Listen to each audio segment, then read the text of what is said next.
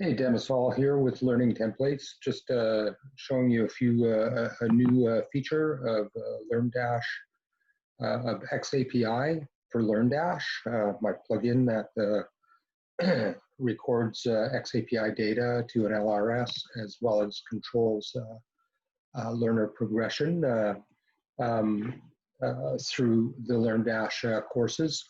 A new feature, my xAPI plugin will now send any content that you want, that you pick on any page in your website.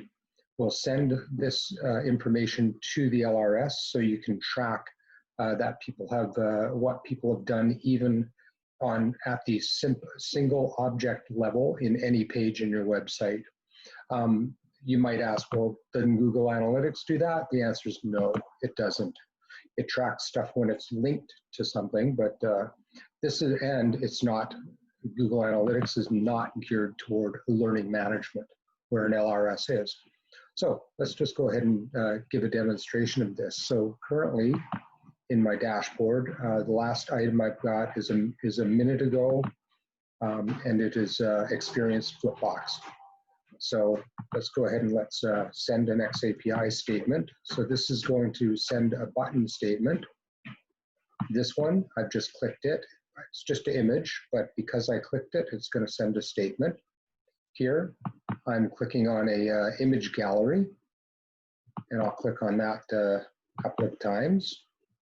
So there, we're going to 3 times, I'll click on it. So we'll end up getting statements from that. And I have a flip box. And if I click the flip box itself, I'm sending one statement. But if I click the button in the flip box, I'm sending another statement. Let's take a look at the results of this. So again, 3 minutes ago, it was my last flip box that I sent. So let's go ahead and let's update this. So here's all the ones that I've just done. A minute ago, I had clicked on the top left button, then the top center image.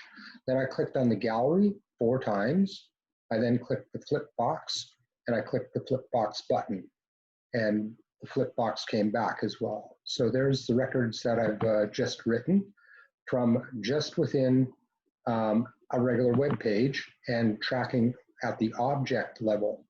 So this can be applied in your course as well. In a course page, a lesson, a course post, a lesson post, topic post, quiz post, even a question post. So how am I doing it? It's pretty simple.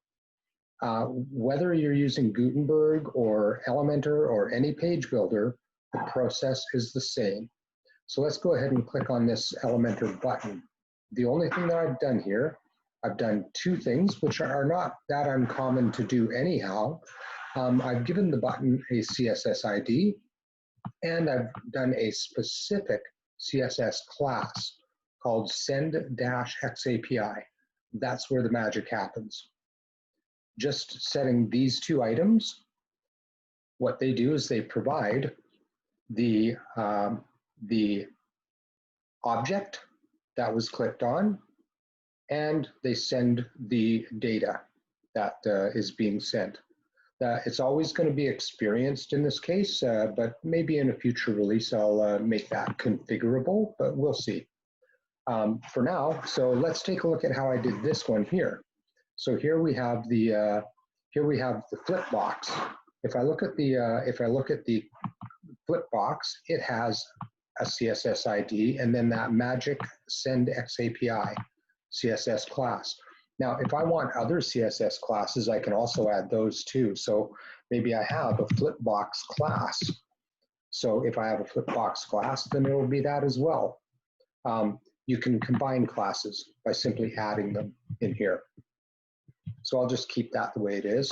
So I've got the Flipbox class, but now I want that button to be tracked as well. So in the Flipbox, what I've simply done is in the content itself, that button is on the back of the flip box.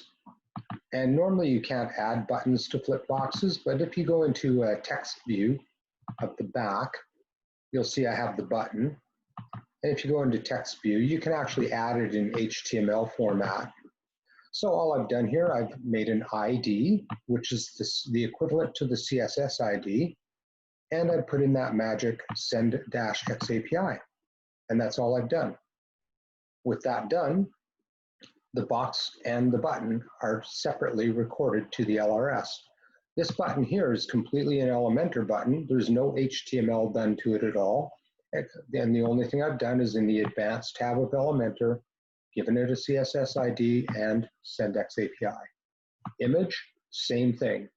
Advanced tab, gave it a name, gave it a send xAPI. The gallery itself, you don't have the ability in the gallery to target each individual image. So what I've done in the gallery here is I'm simply tracking these two items, the CSS ID and the xAPI. Within the gallery, there is no other real way to target CSS on a specific image level, which has nothing to do with my plugin. Even in attributes, even if you go pro, there won't be anything there. So that's all I've done. I've added essentially a CSS ID and an attribute, a CSS class called send xAPI. And that CSS class can be combined with any other CSS class that you might already have. So if we view the page once again, this time I'll go reverse. Click me, then I'll click the panel, I'll click the image, just one time this time. The gallery, I mean, I'll just click it one time this time, the image, and then the send statement. So we've gone reverse of what we had earlier, where we ended with Flipbox, but we began earlier with the top left button. Now let's go reverse, and the last thing we did was top left button, top center image, top right gallery, Flipbox, Flipbox button, and that was it actually. That's what we did. All right, so that's all I wanted to do. Thank you very much.